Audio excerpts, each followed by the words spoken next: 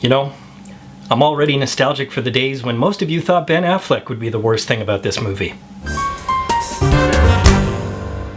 Don't worry, Ben, I'm here for you, buddy. I'll be like your second Damon. I'm sure at this point you've all seen the viral video, Ben Affleck staring downward as Henry Cavill does all the talking, defending the, shall we say, mixed reviews of this film. Now granted, I found it funny, but you can't help but feel a little bit sorry for him and kind of know what's going through his head. This is Daredevil all over again. Now that's not necessarily what he was thinking specifically. It could be he was just sick of answering the same stupid question over and over. But you can't help but notice the similarities. Before this movie opened, and when people asked me how I felt about Ben Affleck being cast as Batman, I didn't mind it at all. At least I wanted to wait and see, because unlike 90% of the movie-going public, I didn't mind him as Daredevil. And both times, when Affleck has played a superhero, I get the impression he's doing the best he can with what he's given. In Daredevil, Affleck had a lot going against him. A director who took himself too seriously, terrible writing, ridiculous villains, and really poor characterization all around. Wait, did anybody jot that down? Because I think I have the major points for my Batman v Superman review now. Before we get to the body of the review, let me go on record as saying that Ben Affleck was the best part of Batman v Superman. He understood the nature of the character, at least the one that was written for him. He looked the part, he took it seriously, and more importantly, in a movie that likes to spew out spectacle, his action sequences were the most exciting parts of the film. I want to see a 2-hour-long Batfleck movie, and that is why Batfleck is Batman v Superman's for the win.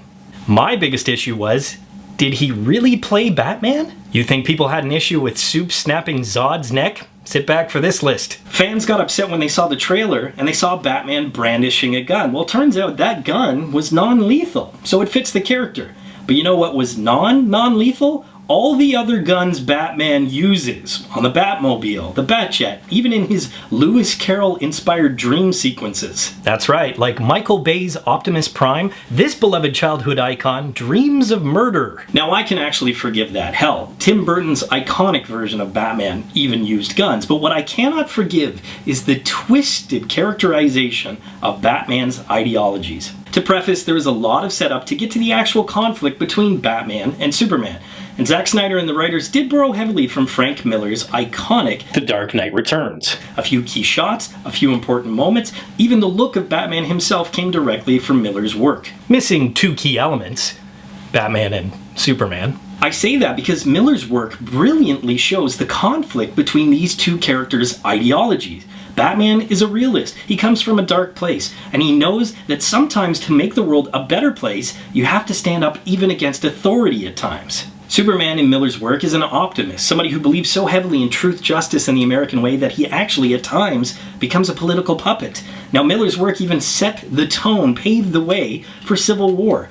Two iconic heroes who both believe in order, but believe in drastically different ways in achieving that order. But in BVS, they're not realists, they're not optimists, they're both pessimists. They immediately see the worst in one another. As a result, this film creates a Superman who at best is self-righteous, someone who's hypocritical, who judges Batman for being implicated in the deaths of criminals when he himself snapped the neck of Zod in a previous film. And Batman becomes overly passionate and not logical like he is in most of the comic book adaptations. Somebody who doesn't really think things through. Anyone familiar with the DC stories knows of the JLA saga Tower of Babel, or the great animated feature based on that graphic novel, Doom, where Batman has to create contingency plans for every metahuman, every member of the JLA, just in case they need to be taken out. Okay, so far I'm with you. Classic Batman, cold but calculated. In Batman v Superman, Batman sees Superman as a threat, especially considering the carnage, destruction, and death that he caused in Man of Steel.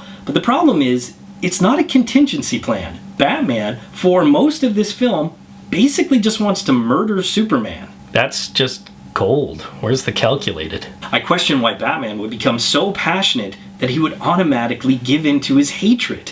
He would lose sight of the fact that Superman, for the most part, does good for the planet Earth.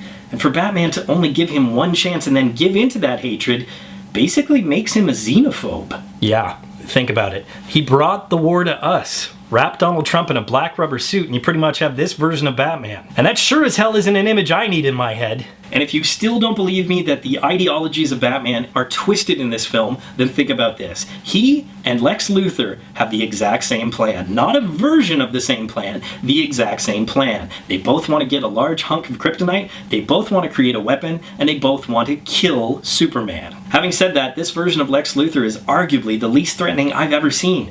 Eisenberg played him as a spoiled manic billionaire, more OCD than Machiavellian genius. Funny, I thought he already played Zuckerberg.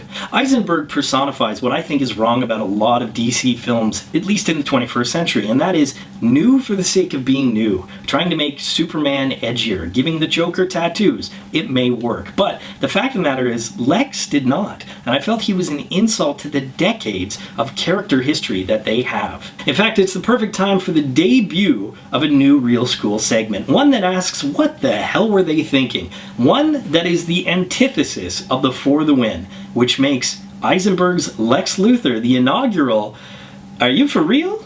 But in a movie like this, there's more than enough what were they thinking to go around. For instance, what the hell was Zach Snyder thinking? This is a man who I've defended in the past. His visual style is next to none, and his comic book adaptations in 300 and Watchmen have really worked, especially because he sticks close to the subject material. But the fact is, in Batman v Superman, his visual style needed more self-restraint, and his dream sequences seemed ham-fisted and very much out of place. Snyder is like if Michael Bay and Salvador Dali had a baby, and then that baby was high on LSD. And there is the perfect metaphor to end on. DC does not care about their babies. Marvel cares about their babies. They've nurtured them. They've let them bloom and grow at their own pace and then succeed as a result. While DC is just the equivalent of a hockey mom, throwing too much at you too quickly and actually demanding success. It makes their films suffer. It shows that they don't care about the stories, and they certainly don't care about the audience. Add that all up, and Batman v Superman is a burn it. Poll question, a little bit different from my usual. It's basically, have you seen Batman v Superman and what did you think? As always, leave your answers in the comments section below. Be sure to subscribe to Real School, follow me on Twitter, and of course, if you get anything out of Real School, you can always give a little back. Just click the link and you can become part of my Patreon team. But until next time, school's out.